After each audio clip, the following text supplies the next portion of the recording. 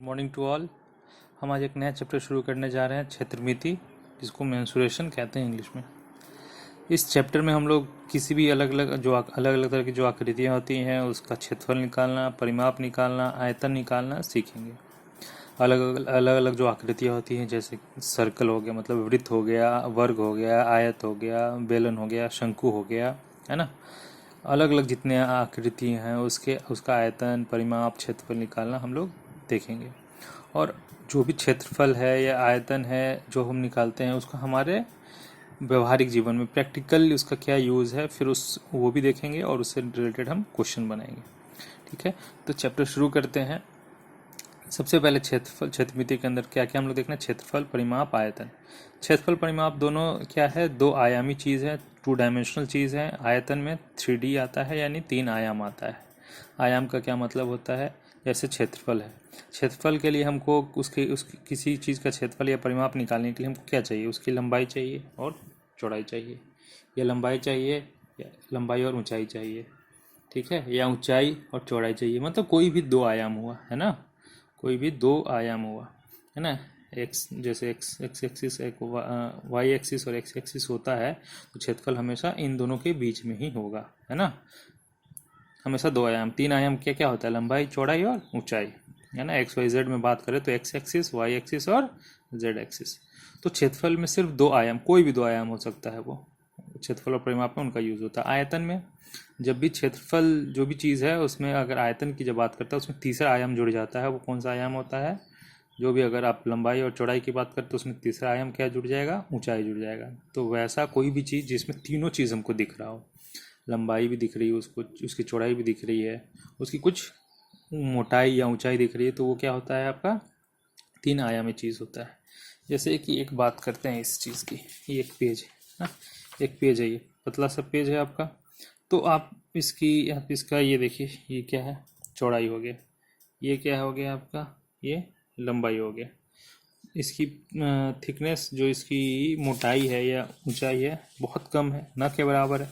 तो इसका हम लोग क्षेत्रफल निकाल सकते हैं, परिमाप निकाल सकते हैं ना। क्षेत्रफल निकाल सकते हैं, पर कैसे निकलेगा, क्या होगा, ये देखेंगे आगे। लेकिन अभी इसको हम क्या कर सकते हैं, इसका क्षेत्रफल निकाल सकते हैं, इसका परिमाप निकाल सकते हैं, ठीक है। तो उसी तरह से अगर हम एक पेज है, जो इन पेज के ऊपर पेज, पेज के ऊपर पेज रखते जाएंगे तो क्या होगा, एक मोटा सा बंडल बन जाएगा, है ना। कॉपी कैसे होता है वैसे ही होता है ना, अलग छोटे छोटे पेजों को, मतलब पतले एक एक पेज को जोड़ जोड़ के एक मोटा सा कॉपी बन जाता है। तो अब उसमें क्या हुआ, चौड़ाई तो वही रही, लंबाई भी रही, अब एक तीसरा चीज़ क्या आ गया, ऊंचाई आ गया, है ना, उसकी मोटाई आ गई। तो जैसे उसमें तीसरा आयाम जुड़ जाता है तो उसका हम आयतन भी निकाल सकते हैं। परिमाप तो निकाल ही सकते हैं, क्षेत्रफल निकाल ही सकते हैं, और तीसरा चीज़ आयतन भी निकाल सकते हैं, ठीक। चलिए, क्षेत्रफल दिया हुआ डेफिनेशन में लिखा हुआ है, किसी भी समतल आकृति द्वारा घेरा गया स्थान उस आकृति का क्षेत्रफल कहलाता है, ठीक है। समतल आकृति, जो क्यों समतल, मैंने देखी जैसे पेज का मैंने एग्जांपल लिया था, समतल है ना, 3 आयाम जैसा होगा, इसकी अगर कुछ मोटाई होगी तो उसको समतल आकृति नहीं कहेंगे। तो समतल आकृति का मतलब वही हुआ, जैसे वृत्त, वर्ग, आयत, त्रिभुज आदि का क्षेत्रफल। ये जो फिगर बना है आपका, ठीक है, ये जो फिगर है, क्षेत्रफल क्या होगा, ये जो ABCD लिखा हुआ है इसके अंदर का जो जो मैंने ऐसे ऐसे लाइनिंग किया हुआ है, वो उसको क्या कहते हैं, वही उसका क्षेत्रफल हो गया। परिमाप या परिमिति, या वृत्त के केस में क्या परिधि कहते हैं। तो परिधि, परिमाप क्या होता है, समतल आकृतियों के बाहरी भुजाओं का योग या बाहरी भाग की कुल लंबाई उसका परिमाप कहलाता है। जैसे यही वर्ग, ठीक है, ये दोनों वर्ग था, अब ABCD है, ये बाहरी क्या हो गया, ये वाला भुजा, बाहरी भुजाओं का योग है ना, ये भुजा, ये भुजा, ये भुजा और ये भुजा, इन सबको जोड़ देंगे तो सीधे उसका परिमाप हो जाएगा, यानी AB plus BC plus CD plus AD, AB BC CD और AD।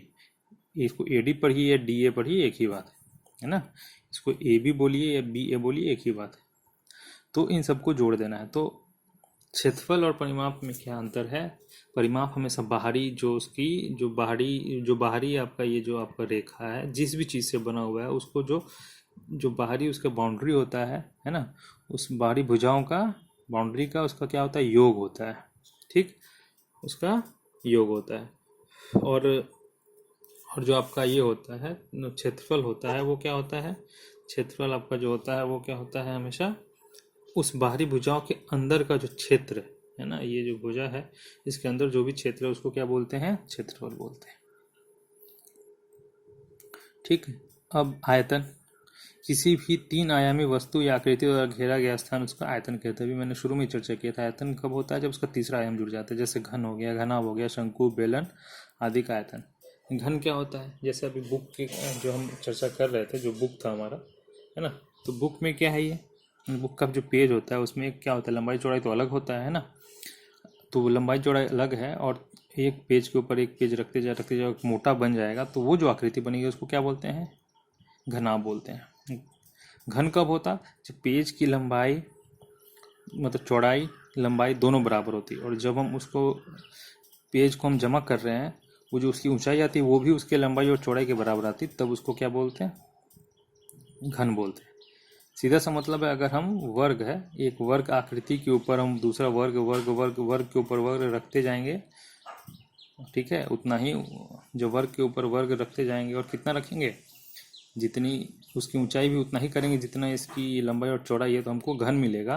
और घनाभ के लिए क्या करना है, एक आयताकार कोई भी आकृति है, जैसे ये पेज ही है, उसके ऊपर अगर हम पेज रखते जाएं तो उसके लिए ऊंचाई जरूरी नहीं, उसकी ऊंचाई भी कुछ भी रख सकते हैं, है ना, तो उसमें जो मिलेगा उसको क्या कहेंगे हम लोग, घनाभ कहेंगे। ठीक है। आयतन क्या होता है, आयतन जनरली जो निकालते हैं हम लोग, आयतन निकालने के लिए क्या आपने देखा है, ये क्षेत्रफल, जैसे कि क्षेत्रफल इसमें लिखा हुआ है, आयतन बराबर क्षेत्रफल आधार का गुना ऊंचाई, ये लंबाई। तो आयतन निकालने के लिए जो हम क्षेत्रफल निकालते हैं उसमें ऊंचाई से गुणा कर देते हैं। आगे हम लोग देखेंगे सूत्र जब अलग लगाएगा तो देखेंगे कैसे निकालते हैं हम लोग, लेकिन अभी आपको मैंने एक चीज़ बताया कैसे, जैसे कि ये चीज़ है ना, वर्ग आयत है, आयत का आयतन क्या होता है, सॉरी, आयत का क्षेत्रफल क्या होता है, लंबाई गुना चौड़ाई, है ना। अब उसका क्षेत्रफल निकालना तो क्या मैंने बोला, अगर हमको वही उससे हमको आयतन उसका निकालना, आयतन किसका निकलेगा, 2 आयामी चीज़ का निकलेगा नहीं, 3 आयामी चीज़ का निकलेगा। तो आयत से क्या बनता है, घनाभ बनता है। तो घनाभ का आयतन क्या हो जाएगा, लंबाई गुना चौड़ाई तो है, उसमें किससे गुना कर देंगे, ऊंचाई से गुना कर देंगे। तो लंबाई गुना चौड़ाई गुना ऊंचाई, LBH, ये आता है आपका घनाभ का आयतन। ठीक है, ये चीज़ आगे हम लोग देखेंगे। ठीक।